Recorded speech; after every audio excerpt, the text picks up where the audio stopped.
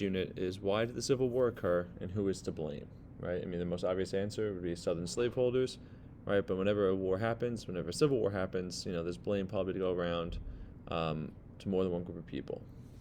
So that's what we're going to look at as we go through this unit. All right, so this chart here shows kind of why the debate around slavery continues to intensify as we go through the 19th century. All right, and this chart kind of tells us why. If you look in the year 1800, the election of Thomas Jefferson, right, the division in the House of Representatives between free states and slave states, right, is relatively even. There were 77 House of Representative members from free states and 65 from slave states. By the time we get to 1850, when the crisis of slavery really starts to peak, the difference is much more noticeable, right? There are several more House of Representative members from free states than there are from slaveholding states. And one of the driving factors behind this is the industrialization that's occurring in the North, right? So as the North industrializes, its population explodes. You have large-scale immigration that begins, particularly in the 1840s, 1850s, with large-scale Irish immigration into cities like New York and Boston. And so these states' population, when it increases, they then get a greater representation in Congress. That's how our system works. And so there's a fear and anxiety among Southern slaveholders that they're losing rights and they're losing influence in Congress. This speech by a man named Daniel Webster, who we talked about before, right? He's a staunch unionist, right? One of his main goals throughout his time in Congress as a senator is to preserve the Union. And this speech was actually given March 7th, 1850, right? And it says, "I hear with pain and anguish and distress the word secession, especially when it falls on the lips of those who are eminently patriotic. It is the great Constitution in which we live to be thawed and melted away by secession. No, I will not state what might produce the disruption of the states. What that disruption must produce would be such a war as I will not describe." Right, and these words are almost prophetic here, right? Because in this speech, Daniel Webster is essentially saying that if secession is allowed to happen, it's going to result in a war, a civil war. And he says this March 7th, 1850, 10 years before secession does occur and civil war does ensue. Right, and just so we know, the word secession is an important word to know here. It's the formal or official withdrawal of a state from the Union. And a debate in American history up to this point was, is this even constitutional? We had the secession crisis with John C. Calhoun in South Carolina with the Tariff of Abominations in the 1830s. That was the closest the state had ever come to nullifying or trying to withdraw from the Union. And it was a question that was debated up until the Civil War. Does the state have the right to withdraw from the Union? The debate has pretty much been settled with the Civil War. The answer is no, right? And the vast majority of people today would support that a state does not have the right to secede. And so by 1850, this crisis, right, reaches kind of a peak, and the threat of civil war is real. And so ultimately, the Congress and the Senate reach a new compromise that replaces the compromise of 1820, or the Missouri Compromise. And this new compromise is the compromise of 1850. And it's a way of trying to appease a little bit of John C. Calhoun so he doesn't rally around this idea of secession. Again, this compromise, just like the previous compromises we've talked about so far, was orchestrated by Henry Clay, the great compromiser.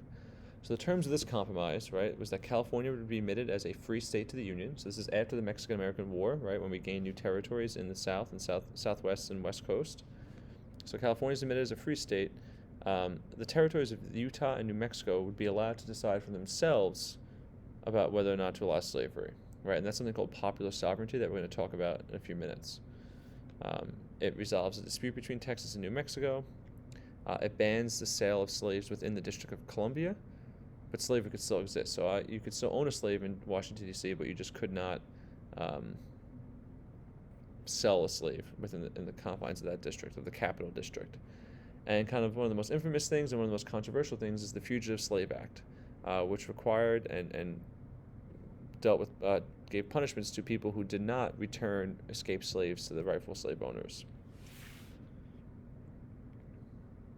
And like I said, this Fugitive Slave Act was really disliked among Northern abolitionists. And Frederick Douglass, for example, one of the most famous Northern abolitionists, had this to say about it, right? The color men's rights are less than those of a jackass or a donkey. No man can take away a donkey without submitting the matter to 12 men, right, to a jury in any part of this country. a black man may be carried away without any reference to a jury. It is only necessary to claim him, and that some villain should swear to his identity. There is more protection there for a horse, for a donkey, or anything rather than a colored man, right? So really hitting home the point here that the Fugitive Slave Act treats enslaved people not as people, but as property. And they legally, so anyone caught in the North legally had to be returned to their slave owners. These accused runaway slaves did not stand any trial. They were just kind of, as long as it was validated by someone else, they were sent away back to the South, right? Which leaves the possibility open that people could abuse this and take free blacks and force them into slavery. During this time period, the efforts of enslaved African Americans to escape their situation increases, right? That's kind of why the Fugitive Slave Act was seen as necessary by Southern slave owners. And people like Harriet Tubman would organize what became known as the Underground Railroad. And the Underground Railroad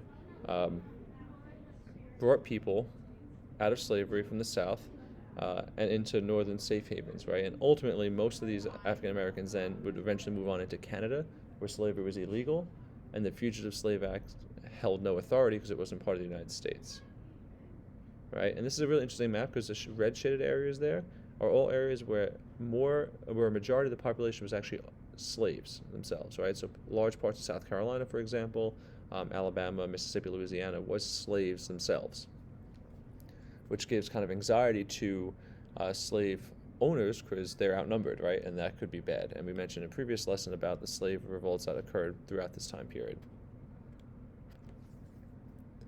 So this compromise lasts in 1850. It lasts until 1854 when it's replaced by something that causes serious issues that will ultimately lead to violence in many places.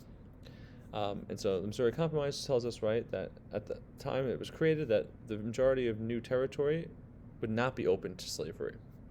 Even the Compromise of 1850 largely limited the territory open to slavery. There was some more, but not too much. But then you can see here in the KansasNebraska Act opens most territories, most of the territory in future states to the possibility of slavery. And that's going to be a problem. It kind of reignites this debate over slavery and the balance between northern and southern states. So the idea of the KansasNebraska Act was a law passed by Congress, and it was based on this concept of popular sovereignty.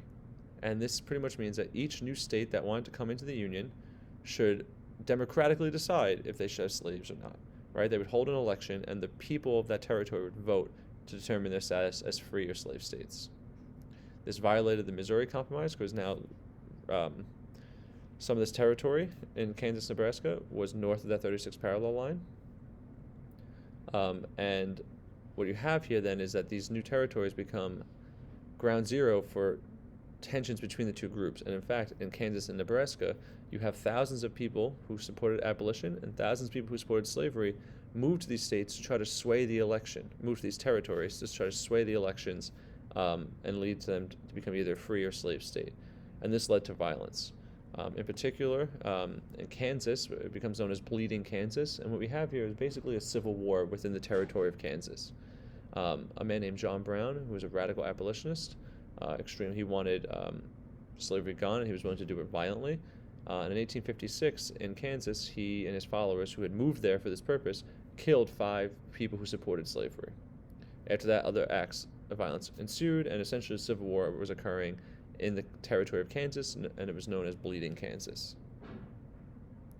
All right, so this kind of really highlights the deteriorating situation and relationship between Northerners and Southerners, right? You have first the Compromise of 1850, then you have popular sovereignty in Bleeding Kansas, and eventually you get kind of other acts of violence throughout the country. One kind of famous example was a debate in Congress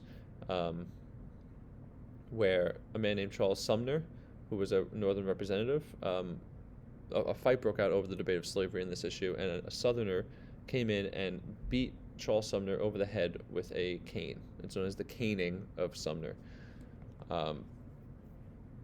He was severely injured from this, and it highlights, again, this kind of violent and the personal nature of the debates that occurred over this issue. So really a tense time in the United States, and this was in 1856. So even from 1850 to 1856, we have even worse deterioration of relationships. You have a Commerce of 1850, you have the Kansas-Nebraska Act, bleeding Kansas in the Civil War there, and then the caning of Charles Sumner. All right, so this is really leading up to a breakdown in relationship between the North and the South that's going to ultimately cause the Civil War.